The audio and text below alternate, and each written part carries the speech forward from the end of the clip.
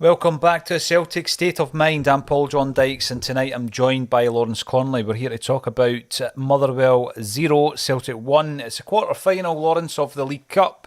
Your prediction seems a little bit more realistic than mine this evening, but Celtic could have been a few ahead. I mean, I know we got the breakthrough that we'll talk about, but again, it's chances missed. You've got to be more clinical than that, haven't you? Yeah, definitely. But mate, I don't know. I mean, the original 7-1 game, it was only a goal in at half time, wasn't it? So you never know, mate. There's only a goal of a difference, so you never know. But listen, as much as Kego's had some cracking chances, that shot off the bar is going to give him a lot of confidence, isn't it? You know, he's looking a wee bit more lively, I think, in previous games. Motherwell not without their chances, but yeah, we've had far the bulk of them, haven't we? Moy again, looking absolutely superb, isn't he? You know, it's good to get a goal. Motherwell's put a lot into that half. You know, it's always a good time to score a sickener, isn't it? Right before half time. Yeah, I mean, they have, and I know that in the past they've been criticised for some of the physical aspects of their play, Lawrence, but I do also feel that there's a bit of football in them, and they've created a few chances. We'll be talking about that as well. Michael Ross, obviously we had this set up just before that goal went in. Michael was celebrating. There was a sense of, for me, it was frustration leading up to that point.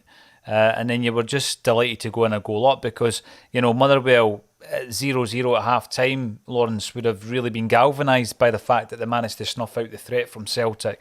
But I mean, let's talk about the goal then before we have a look at some of the other things that we've observed. And Abada gets on the score sheet. My note before he scores, one line before he scores, is Abada question mark, because I'm looking at people who have been a wee bit ineffective in that first half. But he did what he does, and he does it really, really well, doesn't he? He goes in at the back post. Yeah, I mean, when it go off the bar, but you know, when he's heading it's quite a bit late with the Motherwell player, isn't he? Paul McGinn, yeah. Yeah. So, yeah, that's what he's in the team for. It's wee magic moments for him, isn't he? He's not been particularly effective out the right. He's not given Juranovic a lot of cover at the back, but he's got the goal. You know, and he had a lot of desire to get there. I think when the ball was played in, Kyogo was actually nearer it, but it's Abada that's shown a desire to go on the end of it and put it in the net. So, and it's your man Greg Taylor once again. He was fantastic in that assist, wasn't he? Yeah, Greg's had a decent game, wasn't he?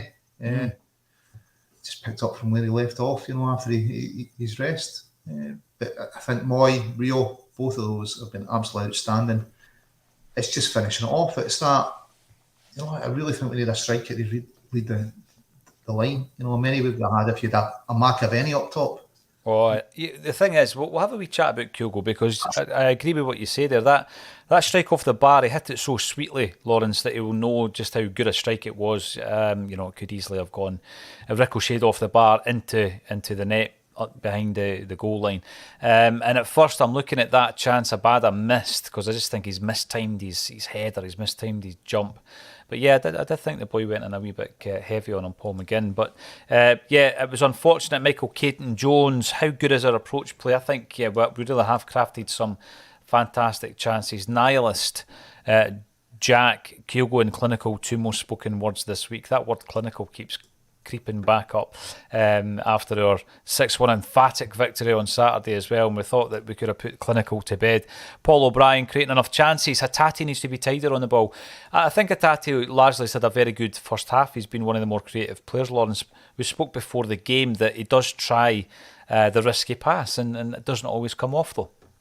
Yeah, it's high payoff though with risk, isn't it? It is, yeah. Yeah, I think both of them are, you know, been doing cracking for his first half.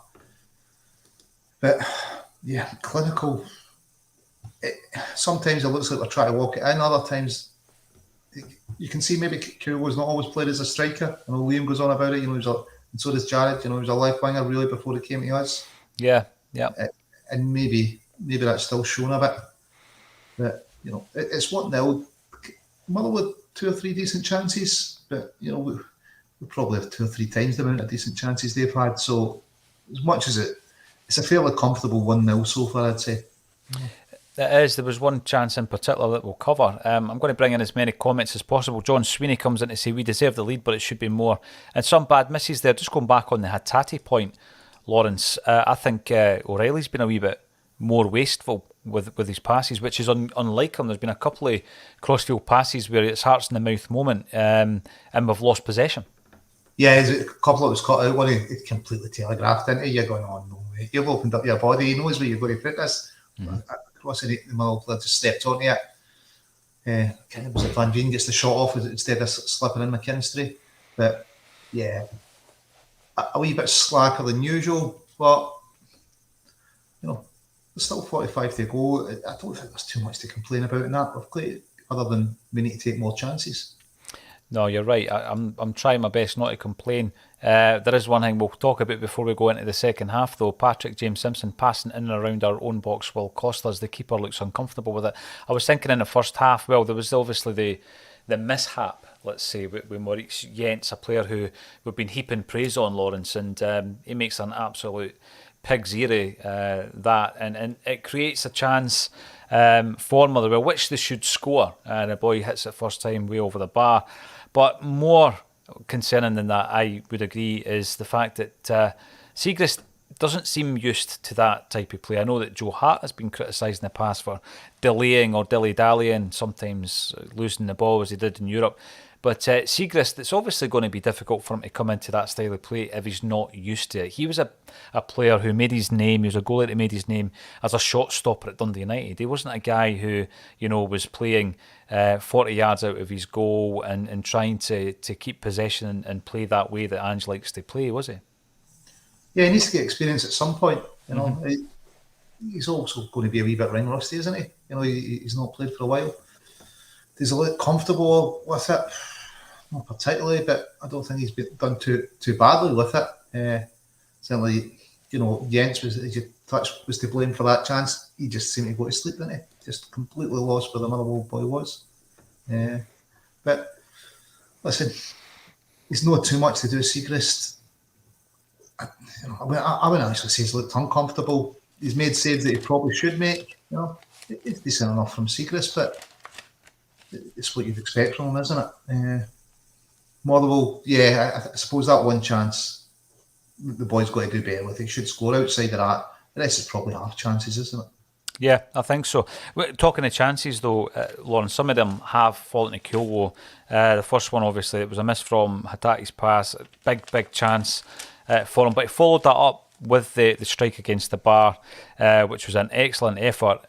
He's been through on the goalkeeper, missed chance as well. And I think that, in terms of the discussion around Kyogo, you've suggested that it's not his natural position through the middle. It looked to me when I seen the lineup tonight that Ange was just basically going to let him play through it.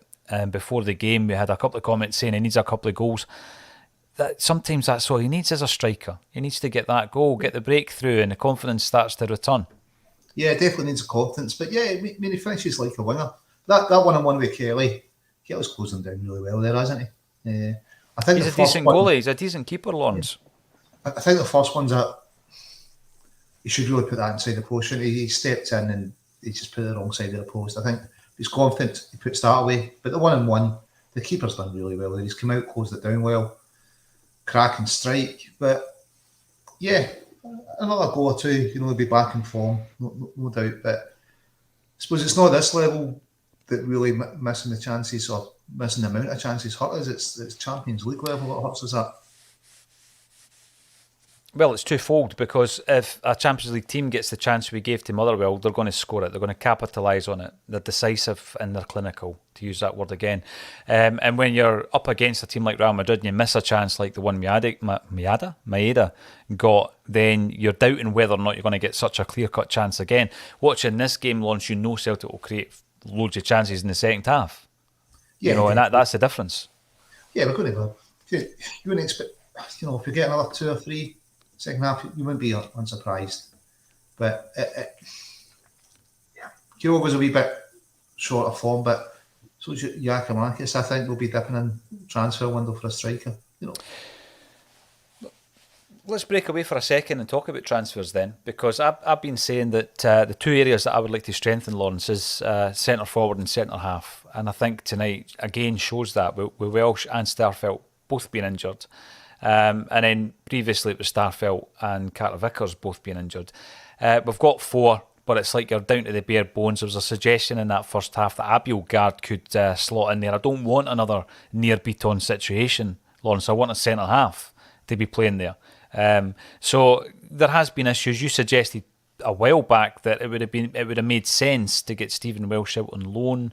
I don't think we can afford to do that because of the way that the squad is made up. So where would you like to see strengthened? You've already mentioned centre forward. Is there anywhere else that you think, and just looking at, he obviously is looking, he mentioned that during the week. So I suppose at the beginning of the season I said it was centre half and centre forward we needed, and I remember being on with Deck and Natasha, and they were again, oh no, get a defensive midfielder in, and I know they've signed Moy and Abielgard for a defensive midfielder, and a couple of injuries, and we're looking threadbare at centre half and centre forward again. So I don't think it was, we could see that's what a shot. We've got 2 strikers at the club. Is that enough to get you through what's going to be 50 odd game season? No. And again, the suggestion around other players who can fit in there. Maida can play through the middle, Abada can play through the middle, but I want players to be playing in their natural positions, Lawrence. And you and I covered the game against St Johnstone little under a year ago. And we were so threadbare up top that Kyogo pulls up. He was rushed back to play in that game. Christmas Eve it wasn't it? Boxing Day, sorry. Boxing Day, Dawson played it. Dawson done all right. And Dawson comes in. And you don't want to be in that position. You want to be able to go out and bring in a striker and another centre half.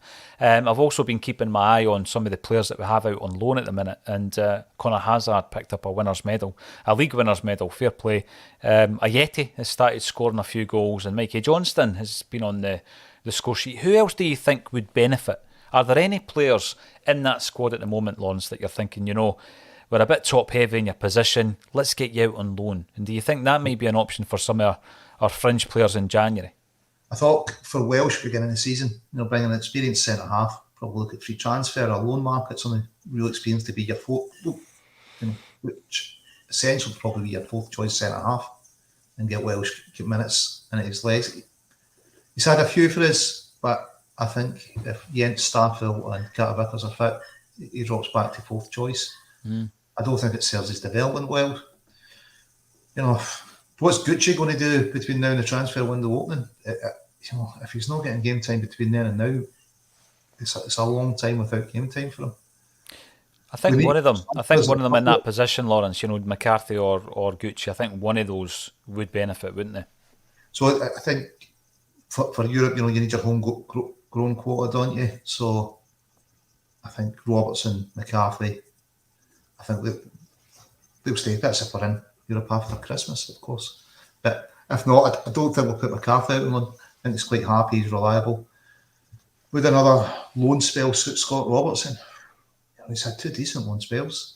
He's come back to the club, he's not getting minutes. Maybe if the manager really doesn't fancy him, sell him, get some money, reinvest it in the squad. We could sell him. His contract's up, isn't it, at the end of the season? Probably up, but the way Celtic do the contracts, will probably have a year's option on it. So you're thinking you could probably put him in, Gucci out, or sell both and reinvest at centre half and centre forward. But I'm not giving up. I'm not giving up on Gucci yet. I think a loan deal maybe, but I wouldn't put him out permanently, Lawrence.